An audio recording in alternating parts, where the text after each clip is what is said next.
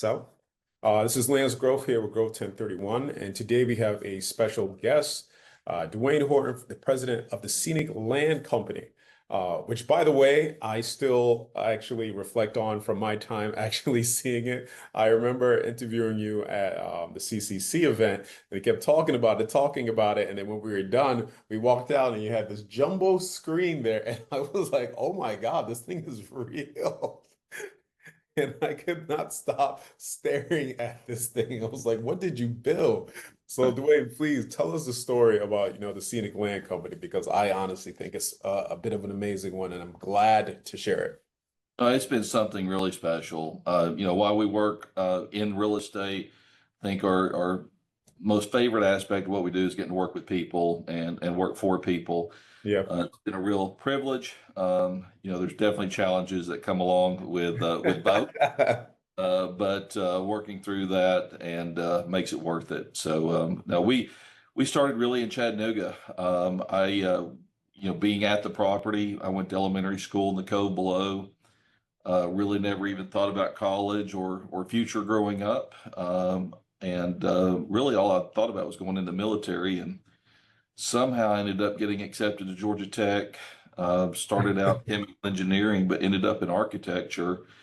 And that really changed my life, understanding the construction side of things. And then coming back home and seeing this beautiful property you take for granted after going elsewhere, seeing other places, and then you realize growing up there, you don't really take full advantage of it. And then having the opportunity to work with other people in the region and others coming alongside and wanting to do something. McLemore is one of these places. It does not exist because one person decided they wanted to write a check or one company decided they want to write a check. This was something where an entire community came together and work together to create something very special, a special group of people at a special location. And, I know you said you saw the images, but one of my favorite things that people say is the pictures are amazing, but they don't do it justice. You really have to feel this place to truly appreciate it.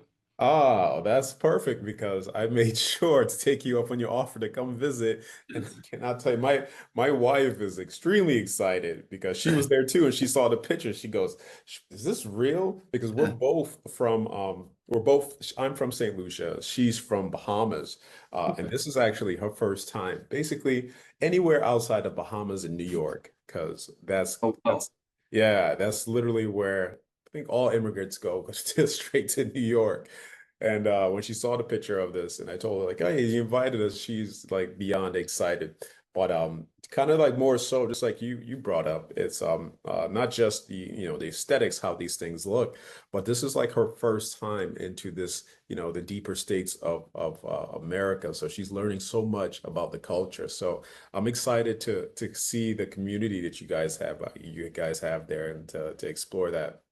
Well, you'll have a warm welcome. I think as excited as you are now, I can't wait to talk to you after you see it. It's again, it's more than just the place. It really is the people that came together. We have locals, we have people from the region, we've had national partners that have come in. It's been what has come together there is I've not seen anything quite like it anywhere else, and we're just thrilled to be a part of it. We're thrilled to see where it goes next. Yeah. I think we've uncovered so many opportunities to continue moving forward and trying to now take a step back that since we've achieved our primary objectives and reevaluate what's next and who's going to be a part of that and how we're going to carry it forward, honoring everyone that got it to where it is. But that's where we are now, and there's a bright future ahead either way. Well, So. talk to me about the investment portion, because as you know, I'm a 1031 exchange accommodator. So we have a lot of clients that, they're selling property, and in order to avoid those capital gains, they have to reinvest. We've also been really, well, because we've done this so often, and we've kind of really seemed to settled ourselves with a few family offices where we've helped them do the exchange, avoid the taxes, but they're like, "Hey, you guys are really great at knowing all of these different investments. Can you continue to help us outside of the All right. exchange?" And we're like, sure, no problem. And it's funny, ever since we started doing that, I've learned so much about these different types of investments. Like right now, I'm actually helping a family office getting to a project in St. Lucia, where I'm from. It's a $1.3 billion renovation of this Wow. resort. There's all these different types of things. So it's my first time seeing the resort and the hospitality investments. So it looks like you guys are the same. So how does it work for an investor who wants to get involved? Like, what does it look like? What are the hurdles? What are the benefits? How does it even work for people that are interested in becoming a partner and becoming an investor? Well, we have over 350 million invested in the community already, and we believe it's really just getting started. We just opened up our second golf course, and tee times are already filling up. For us to do what we want, we need to look at other amenities and other attractions. One thing that's special about our area is there's more botanical diversity here than anywhere else in North America. It's very well documented. So we're now talking with the state and even federal agencies and universities about coming in and creating a botanical experience that would really celebrate, be part of education, it'd be additional economic development, the investment opportunity, and preservation all tied together. One thing I want to get to the investment side, but I really want Yeah. to understand how special this is. With where we are on Lookout Mountain, there's two state parks, one in Alabama and one in Georgia that are 15 to 20 minutes from our location. There's two national parks as well on Lookout Mountain. There's multiple wildlife management areas. There's private land trusts that are there. So I'm sharing all that just to understand, for people to understand that the history, the geography, the geological wonder, the botanical diversity, all of these other institutions and organizations have recognized that for all of them to be on this one mountain working together. And for us to partner with them and know where to develop and how to work. We have a sewer package plant Yeah. on site. We have some of the fastest internet in all of North America to the property already. So even though it feels a little remote, you're only 35 to 45 minutes from downtown Chattanooga, which is an unbelievable amenity unto itself. But right now, we believe the proof of concept is there. People in our first year being open, we had visitors from all 50 states and 26 countries in just our first year, and a lot of them are returning already. There's just not another property like this. And one other aspect that makes it really special is we have 14 million people within a 2.5 hour drive. There's not another property like ours Yeah. that has that type of population density within a driving distance with Atlanta, Birmingham, Knoxville, Nashville, Chattanooga, Huntsville, and everything else in between, being able to easily access the property. So we're in the middle of to get to where we are, starting with where we are. It's been a lot of fundraising. I've raised $80 million, or the team has raised $80 million in retail investment. Yeah. You have a bond issue that's $188 million. It's a public-private partnership with the county and with another authority that does economic development. We had 36 institutional investors come into that, including Goldman Sachs, Fidelity, JP Morgan, Fidelity, PIMCO, Invesco. You would know these names. Yeah. They are already invested in the community. So there's been a little bit of piecemeal to get to where we are. What we want to do now is go through what I'm calling the RRE. It's complete restructure, recapitalization, and expansion. And we're in the middle of that process right now. So we'll be launching a new fund that will also have direct investment opportunities with it. I'm working with you on how we can structure 1031 opportunities in that. So I Yeah. think when you come up, we'll be ready to have that discussion and look at the components and the aspects of that make a good fit for allowing that to happen. Oh, one that really, I'll tell you right now, I've been to a lot of family office kind of conferences, exhausted at them. But I promise you, so one thing I learned is once you do have an investment where you have these institutional investors in there and you've named probably the top tier of them, the moment you open that up to direct investments from kind of regular private investors, it's going to be a free fall. It's people are looking for certainty and they take certainty from the institutions. You know, it's like JP Morgan. Whatever JP Morgan does, the rest of the banking industry follows suit because it's JP Morgan. They Right. are probably the definition of an institution given their age and longevity. So I'm actually looking forward to that. But it's funny when you talk about the investment is I find myself having to stop for a second with these type of investments, just like in this St. Lucia project. It's called Aaliyah. I'll send it over to you. It's Oh, amazing. I'm familiar. Yeah, You're I've heard. familiar with it. I've heard of, yes. Oh, I'm So going to be working with them. I'm okay, ridiculously excited because awesome. they're part of what's called a citizenship by investment program with St. Lucia, where if you invest about just minimum 300,000, you also get a passport, which gives people basically access to 146 different countries, and Wow.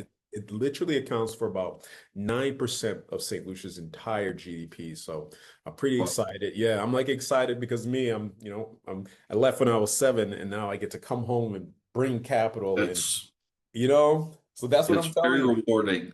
Yeah. I've experienced that, and it's been very nice. So So I'm happy for. it's funny with these type of investments is I'm so quick to get to the numbers, but as you highlight, there's the numbers and then there's the stories behind it. And it really is important, just like you bring up, like, hey, the botanical gardens, these national parks, your location being around 14 million. There's so much to it besides the numbers. So I'm glad like you raised that. Well, on the number side, where we are right now, we are working with a couple of rather large family offices at the moment. CBRE has already put together an offering package to wrap up where we are, Yeah. validate the value that's already created, as well as the opportunity moving forward. We are restructuring approximately, we're going to look at around $100 million fund for us, but that fund will be doing some other things.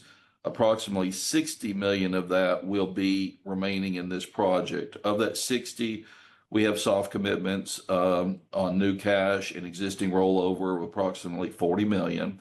And then we're going to be looking for approximately $60 million minimum commitment of a direct investor to co-invest alongside with us bringing $60 million as a sponsor, finding a co-investor to bring another 60, whether that's one investor or a few. There's a really incredible carrot I'd rather save till later that Yeah. sweetens that pot. But these are already performing assets with incredible opportunity to create additional value. We, again, being a really grassroots effort, we've really taken this as far as we can with the existing structure that we have, and it's really time to restructure everything again, get this recapitalization so we can take maximum advantage of the expansion opportunity. The really good news is, I think right now there's 160 to 170 million dollars in existing value separate from the bond issue. That's a separate item that just needs to stay in place. I mean, it's a 35-year structure. So we're looking out of about 160 to 170 to have another 60 come along with us. We only have $51 million in debt on that. So being a Yeah. real estate investment, we're very low leveraged for the opportunity. I think as we get further along, there'll be opportunities to reevaluate that and bring on some additional leverage to increase the returns even more. But that'll be something that we'll just look at with the partners that come along with us and look at that risk adjusted return. Would we rather have a lower return, still in the low to mid teens with very low leverage, or would we rather leverage that a little bit more and look in the high teens to even the 20s? Again, with having this other carrot on top that is an incredible sweetener as well. So, Well, when I get up there, I'm one, excited to actually hear more about this in detail, but two, I want to be able to walk away with something that I can bring kind of these family offices because they are on us extremely aggressively to find us deals. Everyone is people are not adjusting to these new interest rates and they are looking for these old returns. And we're like, this is not happening. And yes. we've been on a hunt for operators and people just being able to produce and do good deals, but not just do good deals, but kind of have a fully integrated system where they can take things from soup to nuts, and they have a good project management team. They have a good history of project management. You know, if you're going to be building something, the construction team is under your banner. And yeah, we've been on a hunt trying to find these different deals, but just listening to yours, I'm excited to say, hey, how about you look at this? It has an enormous amount of benefits outside of just these numbers that you guys are obsessing about. So, Well, you bring up a really great point, that it's more than just being about what the product was that is delivered today. It really is the team that got it there. And again, we're working with people that we worked with for 20 plus years. yeah, And I mean, I've got a gentleman that was a roommate in college with me at Georgia Tech, that is one of my senior VPs here at the company now. We've been together ever since then. We have an extreme well-working machine. My background, we're not only are we vertically integrated with the fund management, we've been doing that for 19 years now, by the way, with the yeah, fund management experience. We're not new at this. We've been through the Great Recession, we've been through COVID, and we've been through other trials, and we've really delivered on those. We have beat the S&P throughout that entire process. And part of what we've been able to really do is identify property that other people turn away from because of the yeah, challenges with it. And we're really able to unlock that at a large scale and then turn it into something. Everything that made it challenging is also what makes it desirable for those that when you unlock it, to be able to want to come and visit it and be a part of it. So to have this vertical alignment as well, or integration, as well as this horizontal breadth that this entire team can bring to the table. I'm glad you brought that up, because as excited we are about the product, yeah. the team that delivered it still there, and is going to be moving forward. And I think there's other opportunities that are going to come from this as well. So, That I can't tell you how valuable that is these days, because you go to so many of these conferences and these events, and people are so eager. You know, they see people, hey, we have capital. They're like, yes, bring it to me. yeah, Like, okay, can you handle that though? And one funny thing that came up, and in this meeting with family offices, a woman said something that I thought was so honest. She's a guy was talking about, you know, how he just went through this terrible time, and you know, it's he had to recover, blah blah blah blah blah. And this family office lady says, she goes, I don't want any operators that hasn't been through a terrible time, hasn't. Mhm. She goes, I only want operators with scars. I went, I love you. I was like, I love you. And a listening. very it's a very wise woman. So Yes, yes. And listening to you, it sounds like you guys have been through it. And from what I've seen, you guys have come out on top and move. You guys just exude a level of being seasoned. And that is literally the term that people are looking for. Like, hey, times are very uncertain right now. So you look for people that are seasoned, that are comfortable with difficulty, that can navigate uncertainty, because whether people, everyone keeps trying to project this beautiful flowers, and I'm like, have you guys not looked behind us? right. Like, it has been difficult, and I don't know why you guys keep projecting this beautiful future. Like, it is, we are in a state of difficulty, and you need people that can navigate through that. So I'm not gonna hold you. This was literally it. I just wanted to get, you know, what I think what you guys are doing are amazing. And you're right. I think the property yanked my attention, but once I started talking to you, I'm like, oh my God, you guys are amazing. So, Very kind. I'm just very blessed to be a part of an incredible team, a great group of people, and very passionate and talented. So it's a very special combination. It's been such a pleasure to get to meet you. That was a surprise that evening as well. You never know what you're going to walk into, and appreciate the energy and expertise that you bring to the table as well, and appreciate becoming friends with you here. I am looking forward to seeing you soon. So thank you for taking the time.